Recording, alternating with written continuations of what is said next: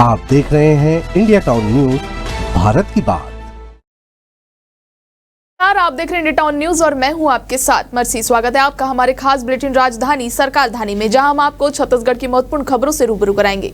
Bulletin की शुरुआत करने से पहले एक नजर आज की हेडलाइंस पर। लोक शिक्षण संचालनालय में 5वीं से 8वीं कक्षा की केंद्रीकृत बोर्ड परीक्षा का दिया आदेश। सीबीएसई और आईसीएसई को छोड़कर सभी निजी स्कूलों में अब यह परीक्षा होगी आयोजित। ईडी ने सूर्यकांत तिवारी की 49.73 करोड़ की संपत्ति कुर्क की। संपत्तियां अवैध कोयला लेवी घोटाले से जुड़ी कार्रवाई हुई। कुर्क की गई संपत्तियों में सूची में कई महत्वपूर्ण चीजें शामिल। छत्तीसगढ़ दवा निगम में एक और घोटाला आया सामने। 144 तरह की दवाओं की 100 गुना महंगी खरीदी। जांच में बड़ा गोलमाल। जांच की निष्पक्षता पर उठ रहे सवाल।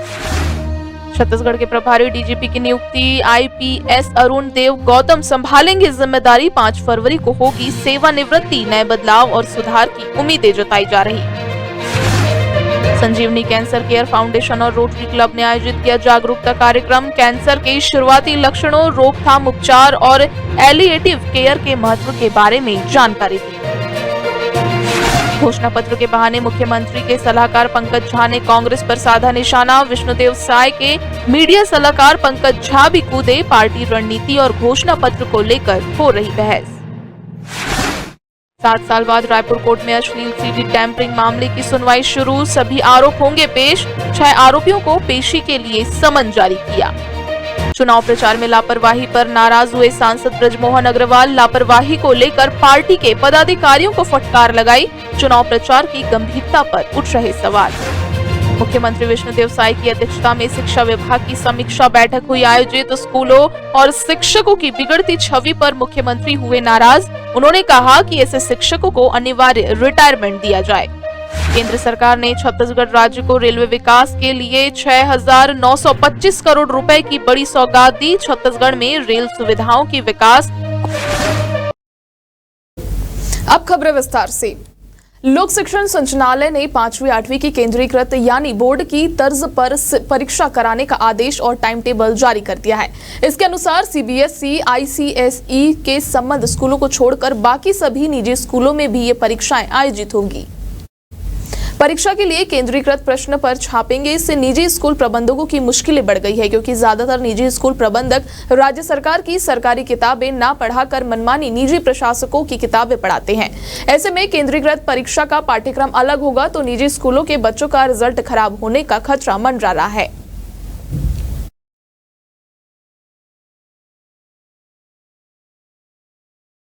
प्रवर्तन निदेशालय रायपुर ने 49.73 करोड़ रुपए मूल्य की 100 से अधिक चल और अचल संपत्तियों को कुर्क किया है।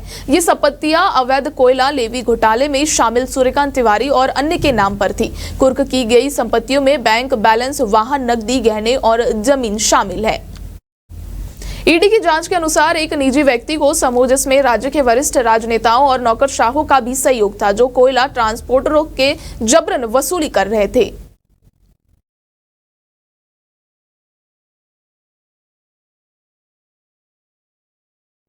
छत्तीसगढ़ दवा निगम में उपकरण और रीएजेंट घोटाले के बाद अब दवा खरीदी में भी घोटाला सामने आया। वहीं जिस अधिकारी ने इसकी खरीदी की, उसी को इस पूरे मामले की जांच का जिम्मा दे दिया गया।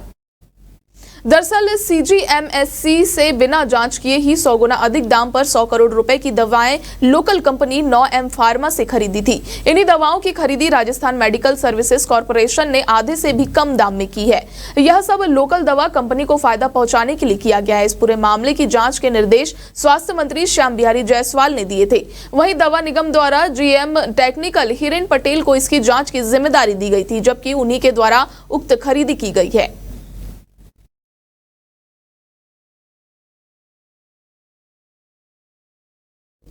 उन्नीस बैच के आईपीएस अरुण देव गौतम को छत्तीसगढ़ पुलिस ने डीजीपी का प्रभार सौंपा है। डीजीपी पद पर पूर्ण नियुक्त तक अरुण देव गौतम प्रदेश के पुलिस प्रमुख के तौर पर कामकाज देखेंगे। डीजीपी अशोक जुनेजा 5 फरवरी को सेवानिवृत्त होंगे। डीजीपी अशोक जुनेजा का कार्यकाल जुलाई 2024 में खत्म हो रहा था, लेकिन उनके रिटायरमेंट के ठीक पहले केंद्र सरकार ने उन्हें 6 महीने के लिए एक्सटेंशन दे दिया था। डीजीपी के पद पर पूर्ण नियुक्ति से पहले आईपीएस अरुण साव गौतम को जिम्मेदारी सौंपी गई है। नए डीजीपी के नाम पर केंद्र सरकार को मुहर लगने के बाद औपचारिक तौर पर नए डीजीपी की घोषणा की जाएगी।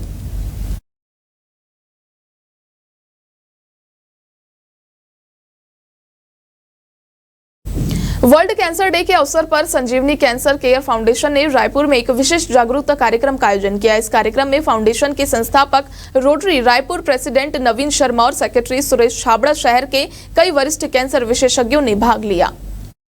इस दौरान नागरिकों को कैंसर के शुरुआती लक्षणों, रोकथाम, उपचार और पैलिएटिव केयर के महत्व के बारे में जानकारी दी गई। कार्यक्रम के अंत में एक इंटरएक्टिव सत्र आयोजित किया गया, जिसमें विशेषज्ञों ने नागरिकों के सवालों के जवाब दिए और उन्हें नियमित स्वास्थ्य जांच कराने के लिए भी प्रेरित किया।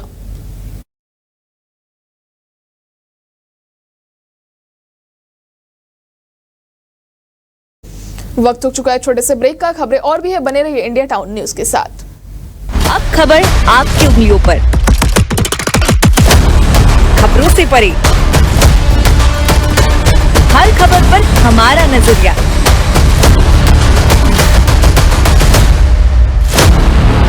इंडिया टाउन न्यूज, भारत की बात। ब्रेक के बाद आप सभी का स्वागत है। बढ़ते हैं अगली खबर की ओर। नगरीय निकाय चुनाव में फिलहाल तमाम राजनीतिक दलों का फोकस घोषणा पत्र पर है। राजनीतिक दल के छोटे बड़े तमाम नेता बयान तो दे रहे हैं। अब इस जंग में मुख्यमंत्री विष्णुदेव साय के मीडिया सलाहकार पंकज झा भी कूद गए हैं। उन्होंने अटल बिहारी के नाम पर कसे गए तंज पर पलटवार करते हुए कांग्रेस को चुनौती दी कि वे अपने घोषणा पत्र पर संस्थापक एओ ह्यूम को समर्पित करना चाहिए। पंकज कुमार झा ने सोशल मीडिया एक्स पर किए अपने पोस्ट में कहा कि कांग्रेस ने अटल विश्वास पत्र में अटल जी के नाम पर सवाल उठाया है। यह उनकी खिसियाहट के अलावा और कुछ नहीं है। भाजपा के अपने संस्थापक भारत अध्यक्ष रतन अटल जी पर गर्व है। अटल जी छत्तीसगढ़ राज्य के निर्माता भी है। उनके शताब्दी वर्ष पर स्वाभाविक ही घोषणा पत्र उन्हें समर्पित किया जाएगा।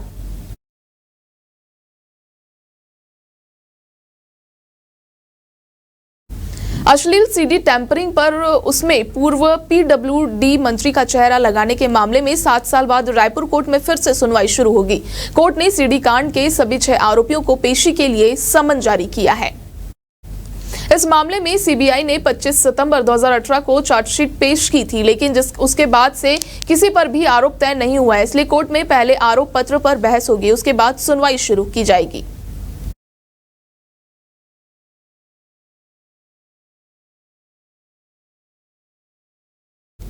चुनावी माहौल के बीच रायपुर लोकसभा सांसद ब्रजमोहन अग्रवाल ने आज आरंग में भाजपा के चुनावी कार्यालय का उद्घाटन करने पहुंचे। इस दौरान उन्होंने प्रमुख मार्गों पर भाजपा के झंडे नहीं दिखाई दिए तो उनकी नाराजगी साफ नजर आई।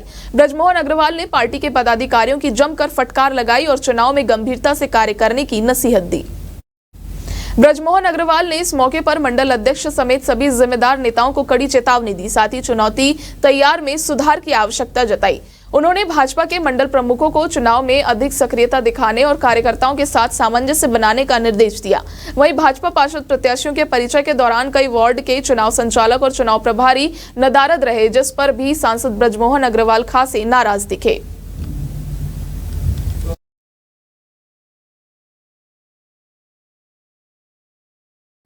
मुख्यमंत्री विष्णुदेव साय की अध्यक्षता में शिक्षा विभाग की एक महत्वपूर्ण समीक्षा बैठक आयोजित की गई, जिसमें मुख्यमंत्री ने विभाग के कार्यों में सुधार के लिए कई कड़े निर्देश दिए। इसके अलावा उन्होंने ट्रांसफर नीति बनाकर ट्रांसफर के निर्देश दिए।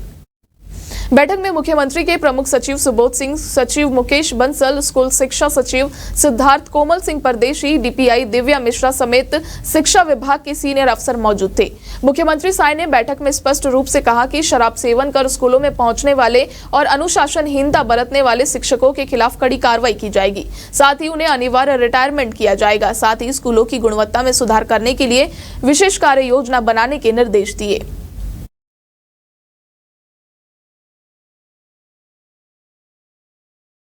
छत्तीसगढ़ में 41,000 करोड़ रुपए की लागत से रेलवे सुविधाओं के विस्तार का काम तेजी से चल रहा है, जिसमें रेलवे ट्रैक का विस्तार, रेलवे लाइन का दोहरीकरण, रेलवे फ्लाईओवर और ब्रिज आदि का निर्माण शामिल है।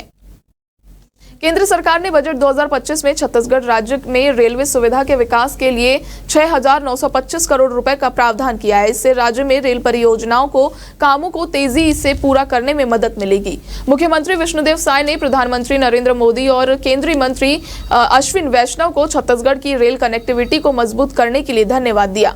उन्होंने कहा कि प्रधानमंत्री नरेंद्र मोदी के नेतृत्व में छत्तीसगढ़ को अभूतपूर्व रेल परियोजनाओं की सौगात मिली है। ये परियोजनाएं राज्य के विकास को नई ऊंचाइयों तक ले जाएगी और जनता को बेहतर रेल सुविधाएं उपलब्ध कराएगी।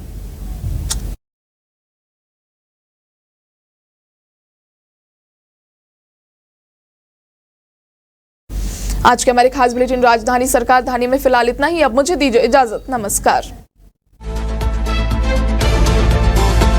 आप देख रहे हैं इंडिया टाउन न्यूज, भारत की बात।